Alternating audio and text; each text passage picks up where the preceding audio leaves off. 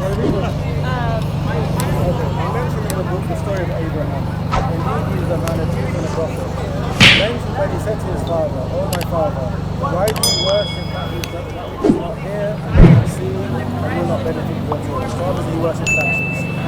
"Oh my father, indeed there has come to me of knowledge that which has not come to you. So follow me, and I will guide you to an even path. Oh my father, do not worship Satan. Indeed, Satan has ever been the most merciful disobedient." So as Muslims, even though people they may not bow down to the devil, by the fact that they're obeying him, this is worshiping. By the fact that they turned away from the truth, this is worshiping him. Oh my father, indeed I fear that there will touch you a punishment from the most merciful, so you would be to Satan a companion in the hellfire. His father said, "Have you no desire for my birth, O Abraham? If you do not desist, if you do not stop, I will surely stone you, so avoid me for a prolonged time." So Abraham said, "Peace will be upon you. I will ask forgiveness for you from my Lord. Indeed, he is ever gracious to me. And I will leave you and those you evoke other than Allah, and will invoke my Lord, and I expect that I will not be in invocation to my Lord unhappy." So if it gets to a point, you can leave your father. I mean, maybe it will take time. Like even if you're not staying with him or you don't talk to him, you can still send him letters, you can still send him messages, you can still send him gifts. If he has any need, if he becomes sick, you can visit him.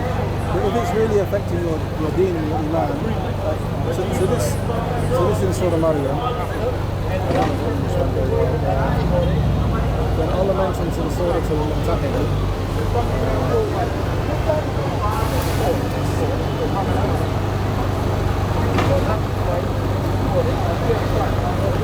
and there has already been for you an excellent pattern in Abraham. So in the Quran it mentions two people. The Prophet Muhammad sallallahu alaihi wasallam is a good example, and Abraham is a good example.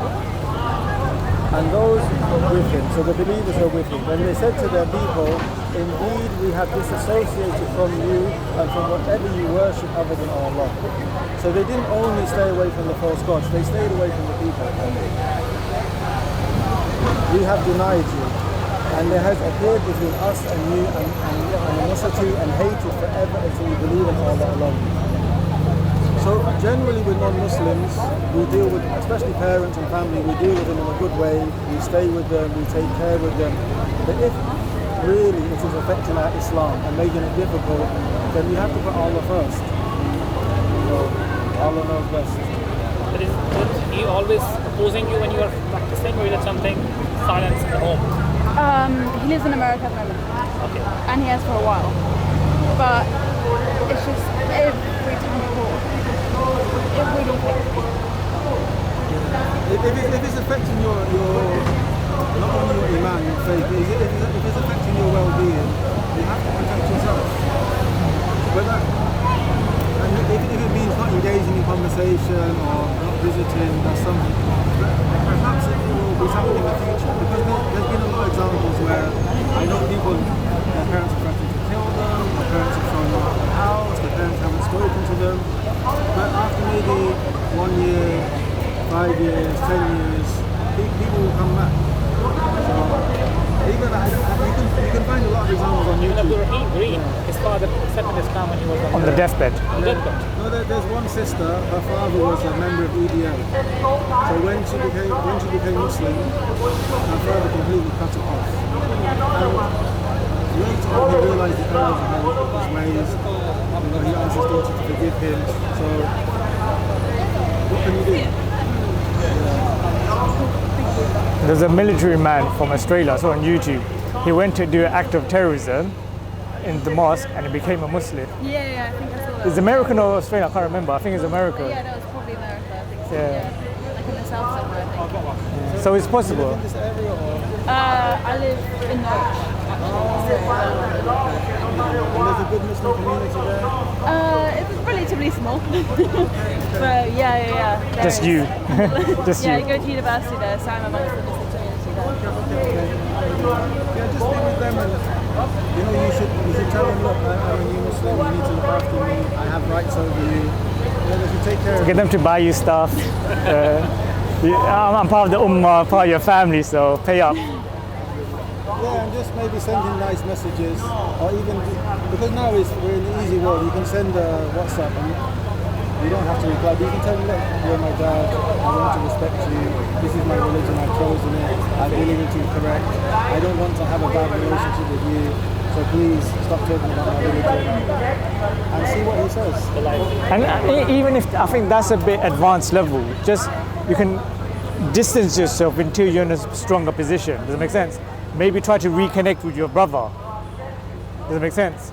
And at the end of the day, like the brother said, because I didn't feel confident to say what he said, but he backed up with the Quran where you're allowed to actually, in circumstances you mentioned, if need be and your iman's under risk, to actually distance yourself from father and you're not going against the Quranic narrative. So you've got nothing to worry about. Does it make sense? And then later on, once you're in a stronger position, you can try to engage from afar, just be a bit more forthcoming. But until then, like, don't risk it. Get yourself in a good position. And I always use the analogy, don't drown trying to save somebody else. Become a strong swimmer and be in a good position, then go in and then do whatever you need to do. See, he doesn't come with examples like I do. Yeah, he's much better. Allah mentions in chapter 29, do you think that you will be left to say, we believe, and you will not be tried? But certainly we have tried those before them, and Allah will certainly make it evident those who are truthful, and He will make it evident those who are liars. So Allah's asking us a question. Do you think you're going to say you believe? I believe in Allah, I believe in Islam, and that's it, you're not going to be tested? No, you're going to be tested. And sometimes the test is from your friends, sometimes it's from your family, sometimes maybe you have to lose money, maybe it's, someone desired, I used to love doing this, but Islam says it's haram, so this is the test. But there's something, Allah, He says, Allah doesn't burden a soul beyond its ability. So whatever test Allah's giving you, He knows you can do it. It's not too much for you. So may Allah make it easy. Sister, is there anything else we can do for you? Okay, we're here every Saturday. Would you like any leaflets or anything? I want to get your view. How did you feel about this conversation, by the way? No, it's definitely comforting. Because I think there was a point where I wanted to go to a mosque about it, and they were like asking the mom and stuff like that, but then like, I don't know, things happened, things got in the way, I forgot when I went and stuff like that. But it's kind of good to get it off my chest because I've been going to therapy for like a year now. Okay. Yeah, so that's not good for you. Yeah. But like the brother said, go make time for that mosque, see when they've got facilities. Unfortunately, some mosques aren't very catering for women, some are. So get that, see what days are good. On a Friday, they might have facilities for women, and just connect yourself, because it is hard being a revert, and especially in an environment where you're a foreigner, like your beliefs and all this kind of, your moral character, your morals, your principles. So then when you're surrounding yourself with people who would actually agree with you, then you see that you're actually in the right. But when you're around your father who you respect and he's telling you this is wrong, and he's like picking out stuff, and that's all you hear, then that's what's imprinted in your mind. Oh no, of course, but I don't know. Because I was so conflicted between like my mental health and like separating myself from him, and then obviously Islam teaching that you should be close to your parents. But I guess that was all. But there is limits. So it was chapter 19 and chapter 60. I don't know if you remember 1960. But you can, chapter 19 and chapter 60. So because it's a necessity, right? Like Allah mentioned in the Quran, which is a very clear principle. Fear Allah as much as you're able. So for example, Ramadan, we know it's compulsory to fast. So for example, someone's a diabetic, or they're very old, they don't fast. We know when we pray, we have to stand up. But for example, when you, if a person's unable, they can pray on a chair, for example. So same way, you have to be with your parents, take care of your parents. But then if you find, not just, what they call today, like a snowflake, just someone who's complaining, no, but really it's affecting your Islam and it's affecting your health, then you have to stay away. Allah knows best. Which university sorry? Pardon? Which university you study? I studied, which university? University of Anglia. Might be there must be a sisters group. Yeah, she said she's got good connection in the university. That's a very good thing. Yeah. Already am. But it's difficult. I think in universities, because it's such a free mixing environment, even when you're with Islamic organizations, there's still a bit of un-Islamic behavior that takes place. That's everywhere. All of us, we have deficiencies, but something is good. Something is better than nothing. Yeah. I'm sure there's a lot of good people there as well. No, hopefully, this came into my mind.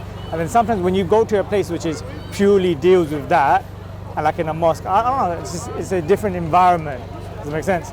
Because it's like, you know, when you go to the mosque, you have people who've gone there for the sake of Allah. Now you've gone there to study for the sake of Allah. You've gone there and then you meet other people, but there's different intentions. But when you go to the mosque, it's purely... Good environment. I went to Leeds. Yeah, right. I went to Leeds University, so there was a group of Muslims, okay, the sisters group. They were having get-togethers and have a dawah work or inviting other people to Islam. So it was a good environment. So I hope in university you can find something. Yeah, sure. Connect with some good friends. And your father questions, okay, if you have any specific questions, you can come over. Yeah, mashallah. We're here every Saturday. Every Saturday, okay. Oh, there's a lot of good, trustworthy people you can ask. May Allah bless you, sister. Okay, sister. Assalamu. And we've got some leaflets and stuff like that if you want. Feel free to help yourself. Yeah? No problem. May Allah bless you. Oh, pardon? And the Quran also. Yeah, possibly. Times like 4. But yeah. So my prayers are with you and with your parents, okay? May Allah guide them, okay? وجاء من أقصى المدينة رجل يسعى قال يا قوم اتبعوا المرسلين. And there came from the farthest end of the city a man running. He said, O my people, follow the messengers. اتبعوا من لا يسألكم أجرا وهم مهتدون. Follow those who do not ask of you any payment, and they are rightly guided. وما لي لا أعبد الذي فطرني وإليه ترجعون. And why should I not worship He who created me and to whom you will be returned?